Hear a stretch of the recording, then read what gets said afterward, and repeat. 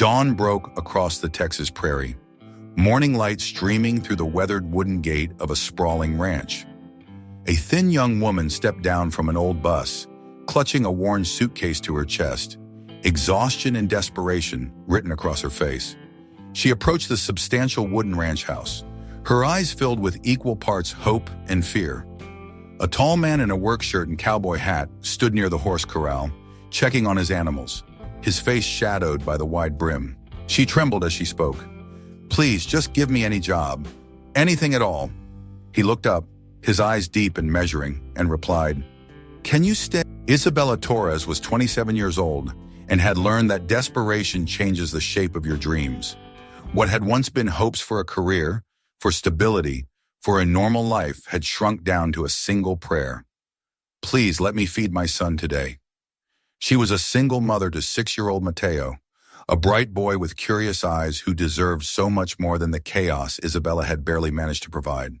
She'd fled the city after losing her job, with debts piling up and an abusive ex-husband's threats echoing in her memory. The only thing of value she still possessed was a small necklace with the word hope engraved on it, the last gift from her mother before she passed away. Isabella clutched it whenever fear threatened to overwhelm her, which was often. They'd been sleeping on a friend's couch, but that arrangement had ended yesterday. With nowhere left to turn in the city, Isabella had used her last bit of money for bus tickets to the rural areas, hoping that farms and ranches might need workers who'd accept low pay and ask few questions. Richard Calloway was 45 years old and had spent the last decade building walls around himself as carefully as he'd built his successful ranch.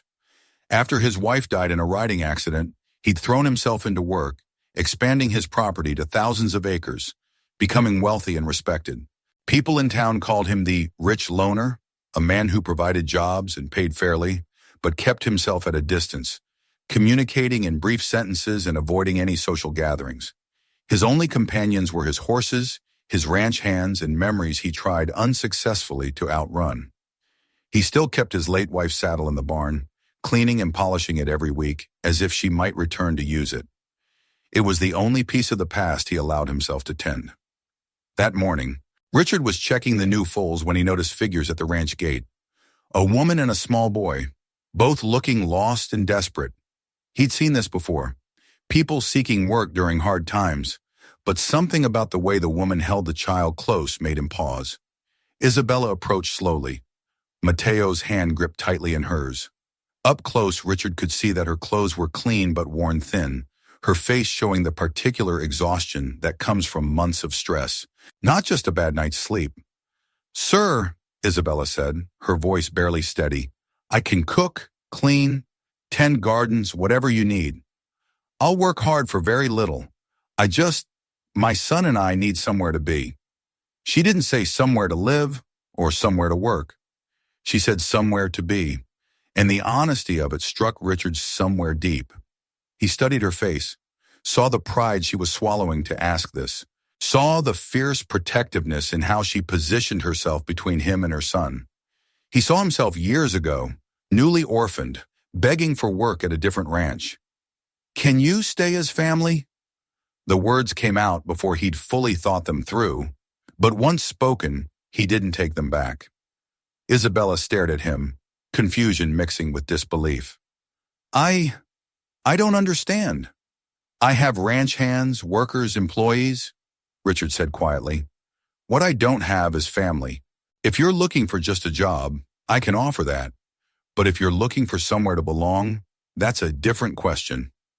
Isabella felt tears threatening. After years of hearing temporary, arrangement, accommodation, someone had used the word family. "Yes," she whispered, "we can stay." Isabella's first days on the ranch were a mixture of overwhelming gratitude and crushing inadequacy. She knew nothing about ranch life, had never cooked for groups of working men, had never dealt with horses or livestock, but she tried with every ounce of strength she had. Richard had given them a small guest house on the property, nothing fancy, but it had 2 bedrooms, a kitchen, and most importantly, it was theirs. Mateo had his own room for the first time in his young life, and he'd stared at the space in wonder, as if afraid it might disappear. Isabella learned quickly, driven by determination not to lose this chance.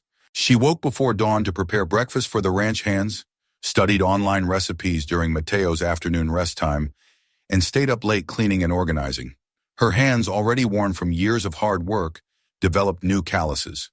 Richard watched her struggle and adapt, remembering his own journey from desperate teenager to ranch owner. He didn't offer excessive help. He sensed she needed to earn her place, to prove to herself she deserved to be there. But he was patient when she made mistakes, showed her efficient ways to do tasks, and quietly left instructional books where she'd find them. Mateo thrived immediately. The ranch became his kingdom of discovery. He followed the border collies around, learned the names of every horse, and spent hours watching the ranch hands work. Richard found himself teaching the boy small tasks: how to approach a horse, how to hold a rope properly, how to read the sky for weather. One evening, after Mateo was asleep, Isabella and Richard found themselves on the ranch house porch, sharing the quiet after a long day. The Texas sky was enormous above them, stars scattered like diamonds across black velvet. "Thank you," Isabella said quietly, "for this chance, for not asking too many questions about where we came from." Richard was silent for a moment, then spoke in the careful way of someone unused to sharing. "My wife, Caroline, died 10 years ago. Riding accident. One moment she was laughing, next moment, gone." Isabella didn't offer platitudes. She just listened. "After that, I kept working. Bought more land, hired more people, built this whole operation. But I was building walls, not a life. This ranch got bigger and bigger, and I got smaller and smaller inside it." "I understand," Isabella replied. "My ex-husband, Mateo's father, was violent. When I finally got the courage to leave, I thought freedom would feel lighter. But it just felt empty, like I'd escaped one kind of prison for another." They sat in companionable silence. Two people who'd learned that survival sometimes meant shutting down the parts of yourself that could still hope. Over the following weeks, small moments of connection accumulated. Richard taught Mateo to ride a gentle mare, his large hands steadying the boy's small ones on the reins. Isabella mended a rip in Richard's work shirt and noticed his hands were as calloused as hers. Different work, same dedication. The evening meals became communal affairs. Isabella insisted that Richard eat with her and Mateo rather than alone in the main house, as he'd done for years.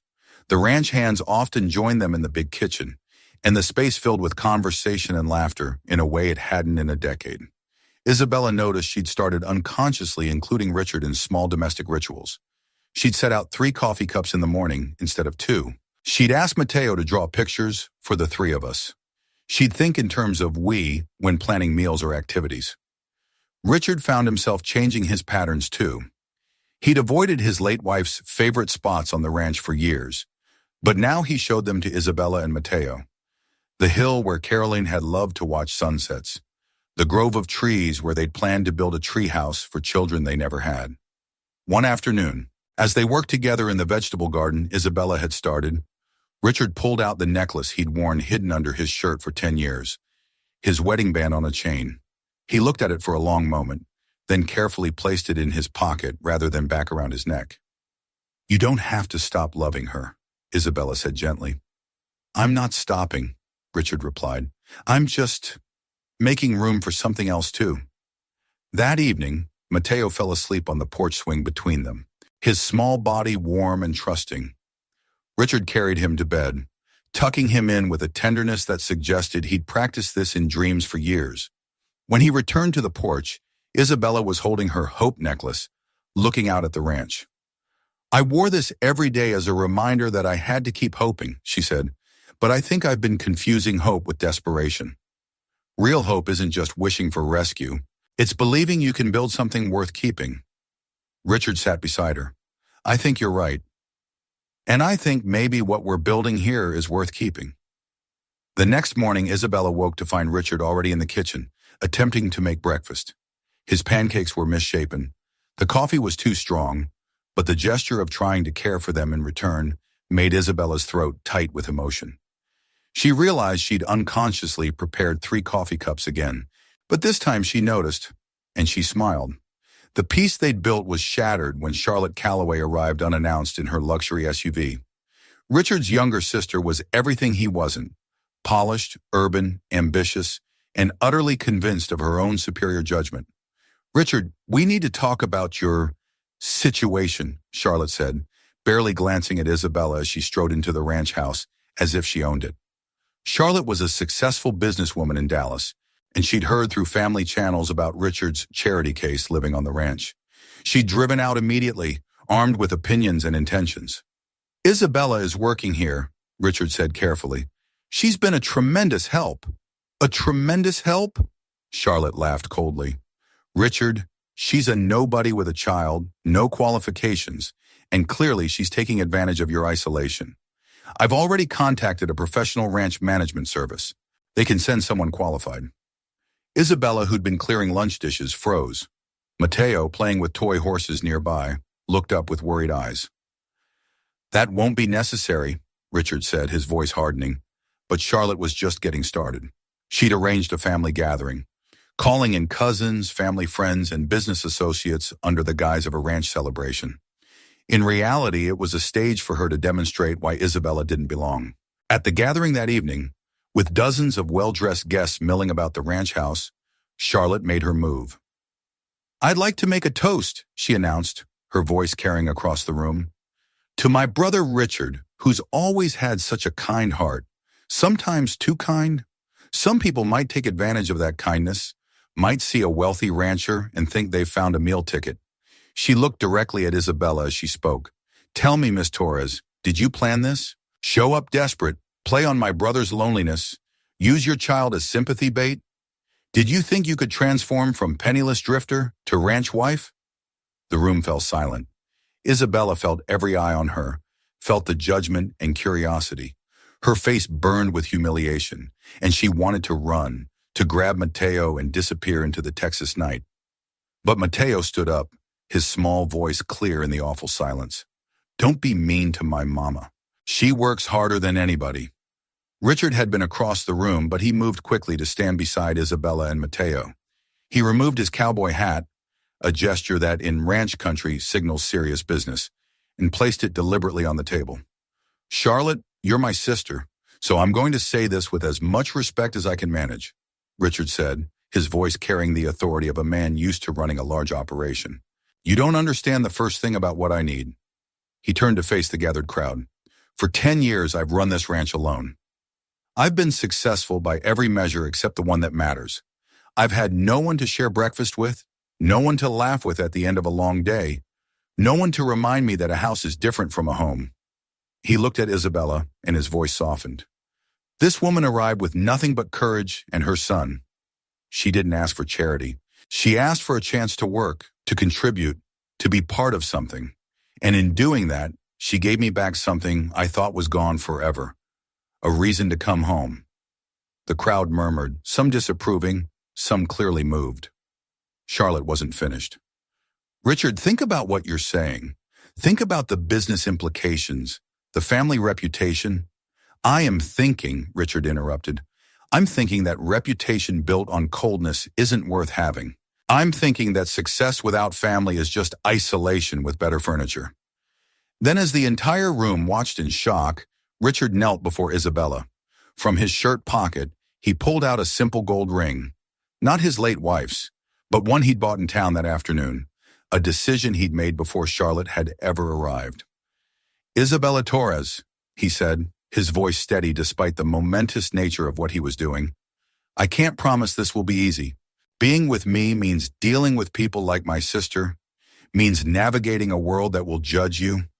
But I can promise that you and Mateo will never have to wander again. I can promise a home, not just a house. I can promise that every day you'll know you belong." He paused, looking up at her with complete vulnerability. "Will you marry me? Will you let me be the family you've been looking for?" Isabella stood frozen, tears streaming down her face. Mateo gripped her hand tightly, his eyes wide with hope. The crowd held its collective breath. "I don't need you to rescue me," Isabella said, her voice shaking but clear. "I need you to see me as an equal, to understand that I bring value too, not money or connections, but heart and work and dedication to building something real." I do see that, Richard replied. That's exactly why I'm asking. Not because I feel sorry for you, but because my life is better with you in it. Isabella looked at Matteo, who nodded eagerly. She looked at the necklace around her neck. Hope! And realized that hope had finally taken solid form. Yes, she whispered, then louder. Yes. Richard stood and slipped the ring onto her finger. The room erupted in mixed reactions, some applauding, others murmuring disapproval, Charlotte looking utterly defeated. An elderly ranch hand named Jose stepped forward, his weathered face split with a grin. Boss has been half alive for 10 years. Good to see him whole again. Charlotte gathered her things and left without another word, unable to accept what she saw as her brother's terrible mistake. But Richard barely noticed her departure. He was too busy holding Isabella and Matteo, finally understanding what home really meant. If you believe true love can grow from desperate circumstances, drop a heart below to help this story fly. The weeks following the proposal brought unexpected challenges and equally unexpected joys. Local newspapers picked up the story, Wealthy Rancher Proposes to Homeless Woman, and public opinion split sharply between those who saw it as romantic and those who viewed it as foolish. But Isabella discovered something surprising. She didn't care as much as she thought she would. The judgment that would have destroyed her confidence months ago now seemed less important than the life she was actively building. She enrolled in ranch management courses at the local community college, determined to be a true partner in the operation. Not just Richard's wife, she studied accounting, livestock management, and sustainable agriculture with the same fierce determination she'd brought to simply surviving. Richard watched her transformation with quiet pride. The timid woman who'd arrived begging for work was becoming someone confident in her own capabilities.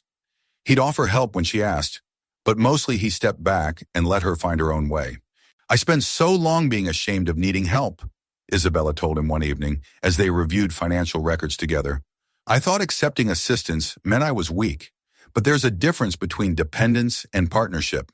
What's the difference? Richard asked, though he thought he knew. Dependence means you can't function without someone. Partnership means you function better together than apart. We're building something neither of us could build alone. The ranch itself began to change under Isabella's influence. She suggested converting one of the unused barns into a community center where ranch hands' families could gather. She organized a ranch-to-table program, selling organic produce to local restaurants. She didn't try to replace what had been there. She added to it, enhanced it, made it more than it had been. Richard found himself changing too. He laughed more, spoke more, engaged with his employees as people rather than just workers. He'd been so focused on building a business that he'd forgotten about building a life. Together, they established a new ritual. Every Sunday, they would plant something new on the ranch. Flowers, trees, vegetables. Matteo would help dig holes and pat soil with his small hands, delighting in being included in grown-up work. Why do we keep planting stuff? Matteo asked one afternoon as they put in a row of sunflowers near the main gate. Because, Richard explained, kneeling beside the boy, we want anyone who comes here to see light. We want them to know this is a place where things grow. Isabella added, and because every time we plant something, we're promising to be here to see it bloom. We're choosing this place, this life, over and over. Richard had one final piece of healing to complete. He led Isabella to the barn where he'd kept Caroline's saddle for 10 years, maintained but unused. This was Caroline's, he said quietly. I kept it as a shrine, I think. A way to keep the past alive. But I've realized that's not what she would have wanted. He ran his hand over the worn leather. She would have wanted me to ride again, to live again. And I think she would have liked you. You both had this quality of seeing what could be instead of what was. Together, they decided to donate the saddle to a therapeutic riding program for children with disabilities, letting it serve others rather than sitting as a monument to loss. One evening, as they worked on the sunflower garden, Matteo asked the question that had been building, Richard, are you going to be my dad? Richard set down his shovel and pulled Matteo into a hug. If you want me to be, then yes. From now on, I'm your dad. I want you to be, Matteo said, his small arms wrapped tight around Richard's neck. Can I call you Dad? I would be honored, Richard replied, his voice thick with emotion. Isabella watched this exchange with tears in her eyes. All those months of struggle, of desperation, of wondering if they would survive, they'd led here to this moment of a small boy finally having the father he deserved. That night they sat together on the porch, their porch now, and looked out at their ranch, their home, their life. "Do you remember what you asked me that first day?" Isabella said. "You asked if I could stay as family." "I remember," Richard replied. "I think I'm finally starting to understand what you meant. Family isn't just living in the same place or sharing meals. It's choosing each other every day, even when it's hard." Richard took her hand, the simple gold ring catching the moonlight. "Especially when it's hard." Mateo had fallen asleep on the porch swing between them, peaceful and secure. The sunflowers they'd planted were already starting to sprout, small green shoots promising future blooms. The ranch hands had gone home to their own families, the horses were settled in their stalls, and the vast Texas sky stretched endlessly above them. They had built this, not through grand gestures or perfect planning, but through daily choices to stay, to work, to grow together. If you believe a family can be planted and grown from the ground up, hit like to spread seeds of hope. 6 months after that first desperate morning when Isabella had arrived at the ranch, everything was different and yet fundamentally simple. She was no longer a visitor or an employee. She was home. The small guest house had been converted into an art studio for Mateo, and Isabella and Richard shared the main ranch house. Every room reflected their combined life. Ranch business papers mixed with Mateo's artwork, Richard's old cowboy boots beside Isabella's work shoes, 3 coffee cups permanently stationed by the coffee maker. On the refrigerator, held by horseshoe magnets, hung Mateo's latest drawing. 3 stick figures holding hands, labeled in careful child's handwriting, Mom, me, and Dad Richard. That morning, as dawn broke across the prairie once again, Isabella stood on the porch where she'd first approached Richard. The difference between that desperate woman and who she was now felt almost impossibly vast, yet completely natural. Richard joined her, carrying 2 coffee cups. They stood in comfortable silence, watching the sun paint the sky in shades of gold and pink. "You know," Isabella said softly, "I came here begging for any job, any scrap of security. I was so desperate I would have accepted anything." "I know," Richard replied, "but you didn't offer me just anything. You offered me family, and at the time I didn't understand what you meant. I thought you were just being kind or maybe a little crazy." She turned to face him fully. "Now I understand. You weren't offering me a place to work or even a place to live. You were offering me a place to belong, the chance to build something together instead of just surviving alone." Richard set down his coffee cup and took both her hands in his. "I asked if you could stay as family because I was tired of being alone in a crowd.